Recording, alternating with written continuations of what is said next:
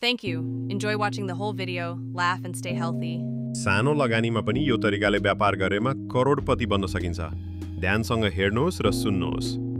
सुरु गरौँ। गजबको तरिका यस्तो छ। धेरैजसो मानिस सोच्दछन् ठूलो लगानी भए मात्र व्यापार सुरु गर्न सकिन्न, तर यथार्थ उल्टो हो।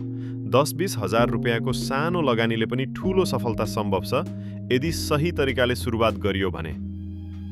सबैभन्दा पहिला तपाईको सपना ठूलो हुनुपर्छ, तर सुरु भने जुनसुकै सानो ठाउँबाट गर्न सकिन्छ। सडक छेउको स्टल, घरमै बनाइएको सेवा वा मोबाइलबाट सुरु गरिने अनलाइन व्यापार। दोस्रो, बजारको आवश्यकता बुझ्न जरुरी छ। तपाईको गाउँ, शहर वा अनलाइनमा के को माग छ, त्यही अनुसारको सेवा वा सामान दिनुहोस्। तेस्रो, खर्च नियन्त्रणमा राख्नुहोस्। सुरुमा विलासिताको सट्टा आवश्यक कुरामा मात्र पैसा खर्च गर्नुहोस्।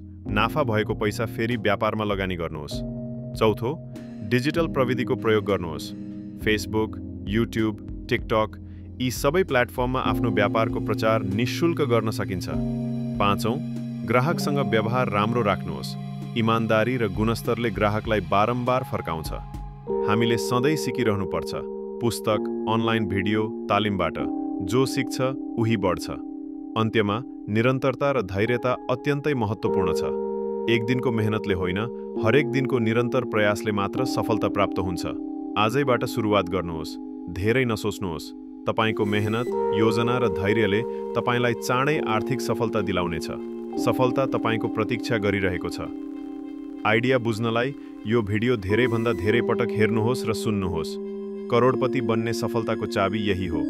धेरै धेरै धन्यवाद। To watch more interesting videos like this, please subscribe, like and share. Please comment on how you liked the video. Thank you very much for watching the video.